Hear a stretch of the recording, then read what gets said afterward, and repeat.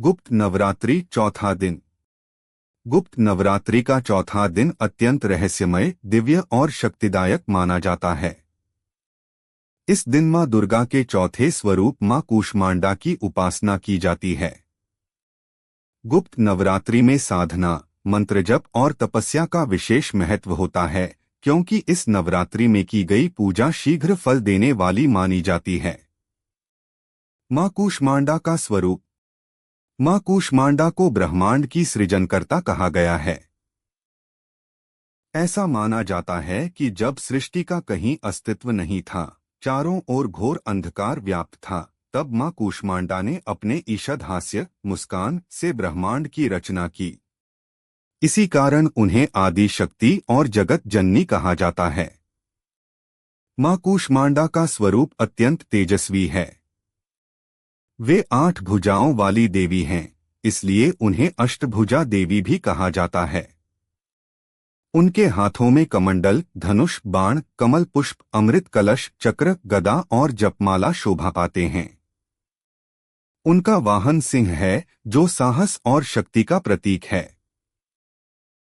पौराणिक कथा। मां कूष्मांडा की उत्पत्ति प्राचीन काल की बात है। जब सृष्टि का कोई अस्तित्व नहीं था, न पृथ्वी थी, न आकाश, न सूर्य, न चंद्रमा। चारों ओर केवल शून्य और अंधकार व्याप्त था। उस समय आदिशक्ति ने सृष्टि रचना का संकल्प लिया। तभी उस शून्य में मां कूष्मांडा प्रकट हुई। उन्होंने अपने दिव्य हास्य से ब्रह्मांड की उत्पत्ति की। सूर्य, चंद्रमा, ग्रह, नक्षत्र, पृथ्वी और समस्त लोकों का निर्माण हुआ।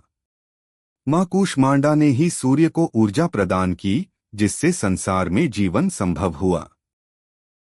इसलिए शास्त्रों में कहा गया है, या देवी सर्वभूतेषु कूष्मांडा रूपेण संस्थिता। दैत्यों का अत्याचार और मां कूष्मांडा का अवतार। एक समय दैत्यों का राजा महासुर अत्यंत बलशाली हो गया। उसने देवताओं को पराजित कर स्वर्ग पर अधिकार कर लिया। पृथ्वी पर भी अधर्म, भय और अराजकता फैल गई। यज्ञ, तप, दान और पूजा समाप्त हो गए। साधु संत ऋषिमुनि भयभीत होकर तपोवन छोड़ने लगे। देवताओं ने त्रिदेव ब्रह्मा, विष्णु और महेश की शरण ली।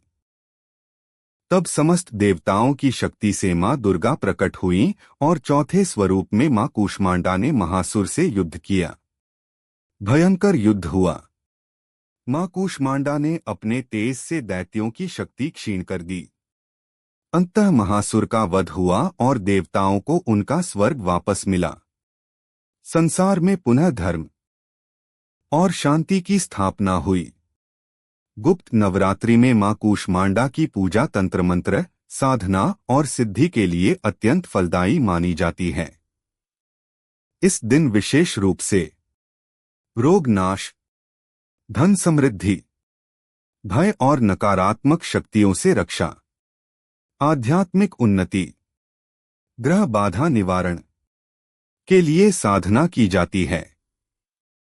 जो साधक गुप्त रूप से मां कूष्मांडा की आराधना करता है, उसे शीघ्र सिद्धि प्राप्त होती है। प्राचीन समय में राजा सुधीर नामक एक धर्मपरायण राजा था। उसका राज्य समृद्ध था, परंतु संतान सुख से वंचित था। उसने अनेक यज्ञ, दान और पूजा की, परंतु कोई फल न मिला। एक दिन एक महायोगी ने राजा को गुप्त नवरात्रि के चौथे दिन मां कूष्मांडा का व्रत करने की सलाह दी। राजा ने पूर्ण श्रद्धा से व्रत रखा, मौन धारण किया और गुप्त रूप से मंत्र जप किया। मां कूष्मांडा उसकी भक्ति से प्रसन्न हुई और स्वप्न में दर्शन देकर आशीर्वाद दिया। कुछ ही समय में राजा को उत्तम संतान की प्राप्ति हुई और उसका जीवन सुखमय हो गया। प्रातः ब्रह्म मुहूर्त में स्नान करें। स्वच्छ वस्त्र धारण करें। मां कूष्मांडा की प्रतिमा या चित्र स्थापित करें। दीपक जलाएं। कुम्हड़ा, कूष्मांड या मालपुए का भोग अर्पित करें। ओम देवी कूष्मांडाय नमः मंत्र का जाप करें। कथा का पाठ करें। रात्रि में ध्यान और मौन साधना करें। मां कूष्मांडा का व्रत करने से आयु, यश और बल में वृद्धि होती है। साधक को मानसिक शांति मिलती है। अकाल मृत्यु का भय समाप्त होता है। जीवन में सकारात्मक ऊर्जा का संचार होता है। जो भक्त श्रद्धा, विश्वास और गुप्त भाव से गुप्त नवरात्रि के चौथे दिन मां कूष्मांडा की पूजा करता है, उसके जीवन से सभी संकट दूर होते हैं और मां उसकी हर मनोकामना पूर्ण करती हैं। गुप्त नवरात्रि सामान्य नवरात्रि से भिन्न मानी जाती है। इसमें बाहरी आडंबर से अधिक आंतरिक साधना को महत्व दिया जाता है। शास्त्रों के अनुसार गुप्त नवरात्रि में की गई पूजा सीधे साधक की आत्मा को प्रभावित करती है। चौथे दिन मां कूष्मांडा की उपासना से कुंडलिनी शक्ति जागृत होती है। नाभि चक्र, मणिपुर चक्र सक्रिय होता है। साधक के भीतर छिपी ऊर्जा प्रकट होती है। इसी कारण यह दिन योगियों, तांत्रिकों और साधकों के लिए अत्यंत महत्वपूर्ण होता है। प्राचीन काल में ऋषि कात्यायन के एक शिष्य थे, महातपस्वी देवदत्त। वह वर्षों से कठोर तपस्या कर रहे थे, किंतु उन्हें अभी तक सिद्धि प्राप्त नहीं हुई थी। एक रात उन्होंने मां दुर्गा का ध्यान करते हुए पूछा, हे मां, मैं वर्षों से तप कर रहा हूं, फिर भी मुझे आत्मज्ञान क्यों नहीं मिल रहा? उसी रात स्वप्न में मां कूष्मांडा प्रकट हुई। उनका स्वरूप सूर्य के समान तेजस्वी था। मां ने कहा, वत्स, तुमने तप तो किया, परंतु सही समय और सही विधि नहीं अपनाई। गुप्त नवरात्रि के चौथे दिन मेरी साधना करो, तब तुम्हारे सभी बंधन कट जाएंगे। ऋषि देवदत्त ने गुप्त नवरात्रि के चौथे दिन मौन व्रत धारण किया।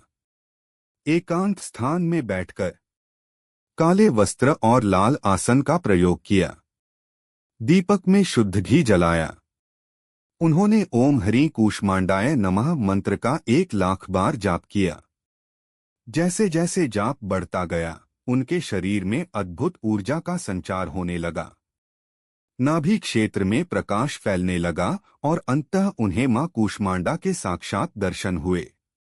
मां का वरदान। मां कूष्मांडा ने प्रसन्न होकर कहा, वत्स, जो भी साधक गुप्त नवरात्रि के चौथे दिन श्रद्धा, संयम और मौन से मेरी साधना करेगा, मैं उसकी दरिद्रता, भय और अज्ञान को नष्ट कर दूंगी। इसके बाद ऋषि देवदत्त को दिव्य दृष्टि, रोगमुक्त शरीर, दीर्घायु, आत्मज्ञान की प्राप्ति हुई। गृहस्थ भक्त की कथा। केवल साधु संत ही नहीं, गृहस्थ भक्तों पर भी मां कूष्मांडा समान रूप से कृपा करती हैं। एक नगर में श्यामलाल नामक व्यापारी रहता था। उसका व्यापार निरंतर घाटे में चल रहा था। कर्ज बढ़ता जा रहा था और घर में अशांति बनी रहती थी। एक दिन उसकी पत्नी ने गुप्त नवरात्रि में मां कूष्मांडा का व्रत रखने का संकल्प लिया। उसने चौथे दिन कुम्हड़े की सब्जी बनाई, मां को भोग लगाया, पूरी श्रद्धा से कथा सुनी। कुछ ही दिनों में श्यामलाल का रुका हुआ धन वापस आने लगा। नया व्यापार शुरू हुआ और घर में सुख शांति लौट आई। शास्त्रों में कहा गया है कि मां कूष्मांडा नाभि चक्र की अधिष्ठात्री देवी हैं। उनका संबंध अग्नि तत्व से है। उनकी साधना से आत्मबल बढ़ता है। इस दिन साधक भय से मुक्त होता है। नकारात्मक शक्तियां दूर होती हैं। आत्मविश्वास में वृद्धि होती है। व्रत में सावधानियां। मां कूष्मांडा की कृपा पाने के लिए क्रोध, लोभ और अहंकार से दूर रहें। झूठ न बोलें। किसी का अपमान न करें। ब्रह्मचर्य और संयम का पालन करें। जो भक्त गुप्त नवरात्रि के चौथे दिन कथा सुनता या पढ़ता है, मंत्र जाप करता है, दान पुण्य करता है, उसे धन धान्य की वृद्धि, रोगों से मुक्ति, मानसिक शांति, जीवन में स्थिरता की प्राप्ति होती है। इस प्रकार मां कूष्मांडा की यह गुप्त कथा हमें सिखाती है कि सच्ची भक्ति दिखावे से नहीं, बल्कि श्रद्धा और विश्वास से फल देती है। जो भक्त मां कूष्मांडा का स्मरण करता है, उसके जीवन का अंधकार दूर होता है और ज्ञान का प्रकाश फैलता है। वीडियो को पूरा अवश्य देखें। कथा के अंत में मां से अपनी मनोकामना जरूर मांगें। वीडियो पसंद आए तो लाइक, शेयर और चैनल सब्सक्राइब करें। मां कूष्मांडा की जय। आदि शक्ति की जय। दुर्गा मैया की जय।